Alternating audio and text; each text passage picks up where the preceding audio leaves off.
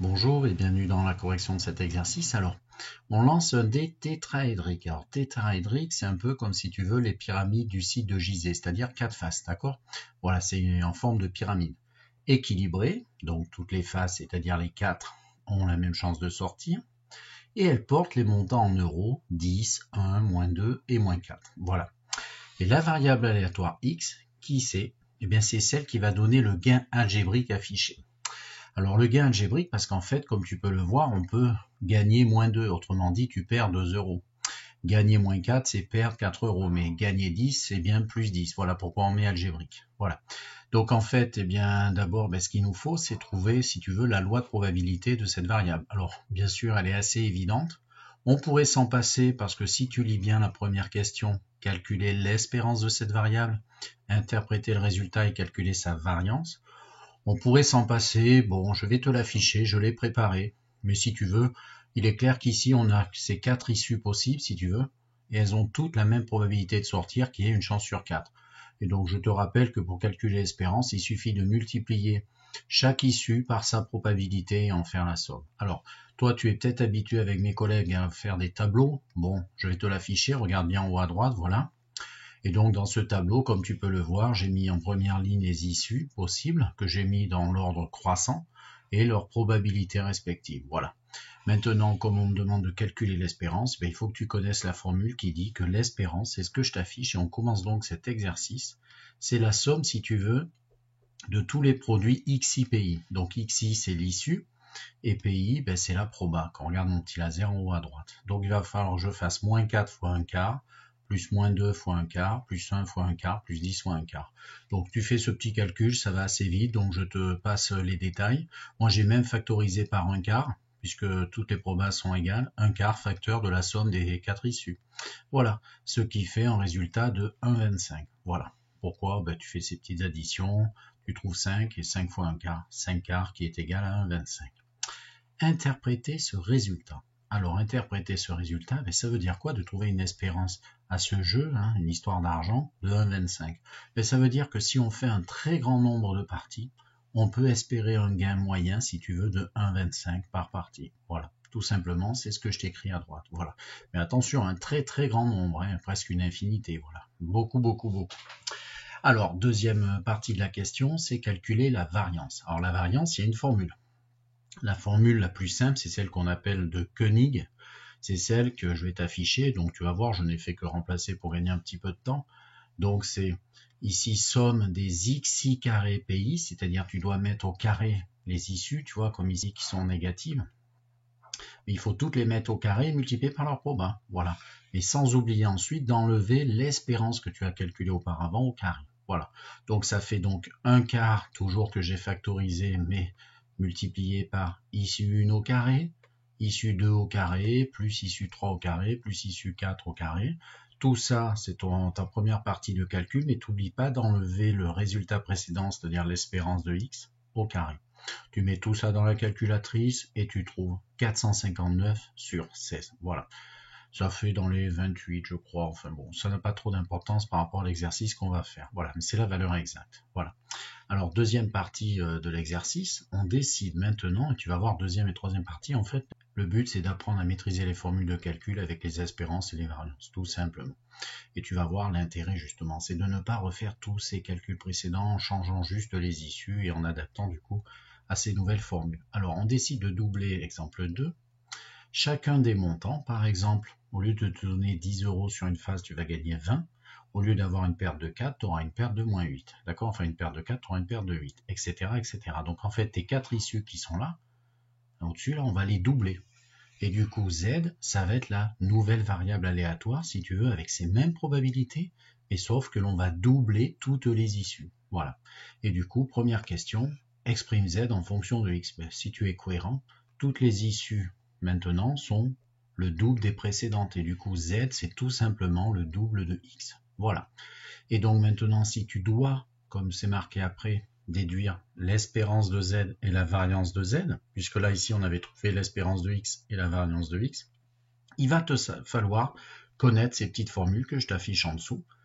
Voilà, ça résume, c'est les formules générales. Tu l'as peut-être vu sous différentes formes avec mes collègues, mais en gros, ça résume tout ce que tu as vu à peu près. on va dire au niveau terminal. Et donc, ça dit quoi? Ben, ça veut dire que l'espérance d'un multiple d'une variable plus une constante, c'est tout simplement, eh bien, l'espérance va être de x, du coup, qui est ici, va être multiplié par ce coefficient a, puisqu'ici, ça multiplié ce x par a. Et ensuite, l'addition d'une constante quelconque s'additionne tout simplement dans le calcul de l'espérance. Voilà. Pour la variance, eh bien, en fait, il y a, si tu regardes bien, ajouter la même valeur à toutes les issues ne change pas la dispersion moyenne des carrés, la variance, d'accord?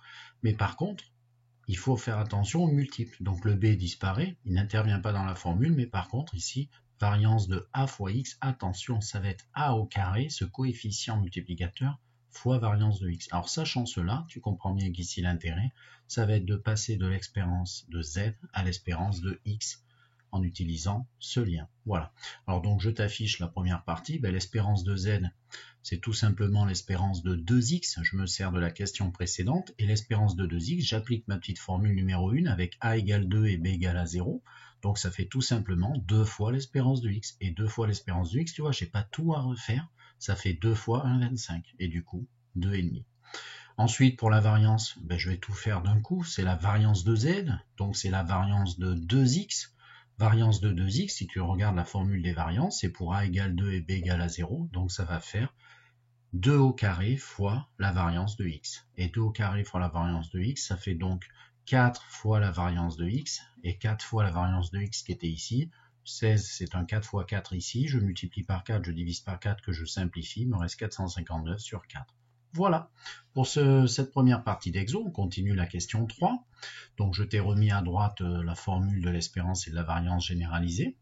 Et donc cet exo, on décide finalement d'ajouter 1 à chacun des montants. Ah, alors maintenant on ne va plus doubler tous les montants, on va juste ajouter 1. C'est-à-dire quand tu gagnais anciennement 10, maintenant tu vas gagner 11. Tu perds des 4, tu ne vas perdre que moins 3, etc., etc. En fait, on ajoute 1 à toutes les issues. Du coup, la variable est différente, ils choisissent de nous l'appeler y, ça va être la variable aléatoire, donnant le gain algébrique à ce troisième jeu. Donc, quel est le lien entre y et x? Ben, si tu es cohérent, y est tout simplement égal au x, mais plus 1. Toutes les issues de x, tu leur ajoutes 1 pour trouver celle de y. Et voilà donc le lien entre ces deux variables aléatoires. Et du coup, question suivante, tout naturellement, en déduire l'espérance de y et, attention, l'écart type de y. Donc l'espérance de y, eh ben, on va faire comme avant, donc on y va. Donc l'espérance de y, je vais aller un petit peu plus vite, c'est l'espérance de, d'après le lien précédent, x plus 1.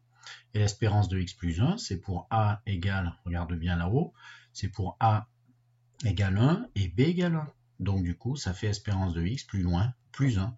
En gros, toutes les valeurs, si tu comprends bien, ont été augmentées de 1. Toutes les issues, c'est logique que la moyenne générale, l'espérance mathématique, soit augmentée de 1. Et donc la précédente, c'était 1,25. Si j'augmente de 1, ça fait 1,25 plus 1, 2,25. Alors maintenant, la dernière partie de cette question, ben, c'est tout simplement trouver l'écart type de y. Mais pour trouver l'écart type de y, ben, il faut que tu calcules en premier lieu la variance. Parce que tu dois le savoir, l'écart type d'une variable aléatoire est tout simplement égal à la racine carrée de sa variance. Donc si je trouve la variance, l'écart type ne sera pas très loin. Donc la variance, ben, je vais utiliser la même chose, les mêmes formules, enfin celle adaptée à la variance en dessous. Et donc variance de y, c'est tout simplement variance de x plus 1, c'est-à-dire pour a égale 1 et b égale 1, ça fait donc 1 fois variance de x, enfin 1 au carré variance de x, c'est-à-dire que la variable y et la variable x, elles ont la même variante. En gros, quand tu ajoutes la même valeur à toutes les issues, ou que tu l'enlèves toujours la même, tu ne changes pas cette dispersion des carrés qui est la variance. Voilà.